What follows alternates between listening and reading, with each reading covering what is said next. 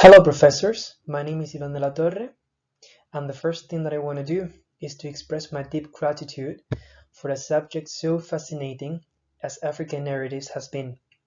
I have found it extremely riveting to the point of having grown a desire to specialize in this area of expertise myself in the not so distant future. So thank you very much for that. Now, without further ado, let me introduce the literary work that I have selected for this project, that is Homegoing by Gyasi. The first thing that I want to do is to provide some background information about the author and the writing process. Homegoing falls into the category of historical fiction, was written in a 3-year time period between 2012 and 2015, and saw the light of day only 1 year after the culmination of the writing process in 2016. The idea behind the composition of this book stemmed from the author's own decision to go on a trip to Ghana, specifically to Cape Coast Castle, where she was dumbstruck by the luxury-misery dichotomy that was commonplace during the years of British colonial rule in Ghana. The wealth of the residents, of the people who resided within the castle walls, versus the anguish endured by the enslaved people residing in the dungeons. Among the literary works that are known to have influenced Homegoing, we find Toni Morrison's Song of Solomon. As a matter of fact, the term homegoing was first coined in this work as a reference to the myth of the flying African. Then we also find Colson Whitehead's The Underground Railroad, with which homegoing can be easily compared on account of how they both discuss the atrocities of the institution of slavery. Next, we find Chinua Achebe's magnum opus, Things Fall Apart, which offers the reader a deep insight into the influence or the impact of colonialism on the Nigerian Igbo people. And then finally, we also have Adichie's Americana, which narrates the story of a young Nigerian girl who travels to the United States to attend college. In order to provide a faithful summary of the book, the first thing we need to understand is that this work is divided into two different parts. The first one dealing with events happening prior to the American Civil War, whereas the second part deals with events happening after the war. At first, Homegoing revolves around the lives or the parallel lives of two half-sisters residing in Ghana named Efia and Essie, although they live in completely dissimilar conditions, in the sense that Efia resides within the castle walls, is married to British slave trader James, and leads a relatively comfortable life in comparison to that of Essie, who is captured, enslaved, made to live in the dungeons of the castle, and is eventually shipped to America. Now, later on, the book deals or narrates the hardships endured by these subsequent generations of both family trees, presenting a time span of approximately 300 years. Moving on to the critical section of my review, the first aspect that I would like to point out is the wise presentation of social development in both Ghana and the United States on the part of Gyasi, specifically when dealing or when speaking of the living conditions of Black people. Throughout the novel, we can observe an evolution in the awareness and the aspirations of Black people. By means of illustration, at the beginning of the novel, Efia and Essie know that they can do very little to change their condition, in the sense that Efia is made to live within the castle walls and is even forced to marry James against her will. Similarly, Essie is captured, enslaved, made to live in the dungeons, and eventually shipped to America, as mentioned before. And it goes without saying that all of this happens against her will. However, later in the book, we can observe how campaigning for Black equal rights is a strong motivation in Sonny's life, who is 5 generations below Essie's family line, and by his grandfather age had already aspired to a life in which he would be able to make a living by using his mind in place of his body. It is also extremely important to mention the fact that the reader is made to imagine what it feels like, what it felt like to be a black woman in both Ghana and the United States.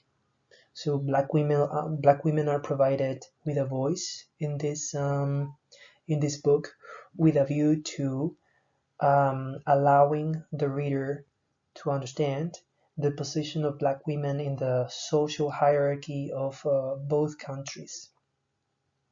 Now, one of the aspects that I enjoyed the most was the fact that the issue of homosexuality was also touched upon through the social tensions existing between Quay, Effia, and James' son, and his friend Kujo. However, I believe that Gyasi would have covered herself in glory if she had also explored lesbianism, as Chinelo Okparanta, Nigerian writer Chinelo Okparanta, did in her work Under the Udala Trees.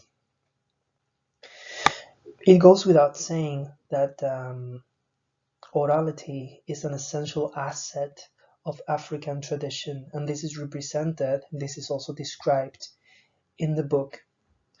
One of the quotes that I enjoyed the most from the book happened when the reader is transported to a classroom in which Yo, a member of the 5th generation of Effia's family tree, he's the teacher, and he claims that history is storytelling.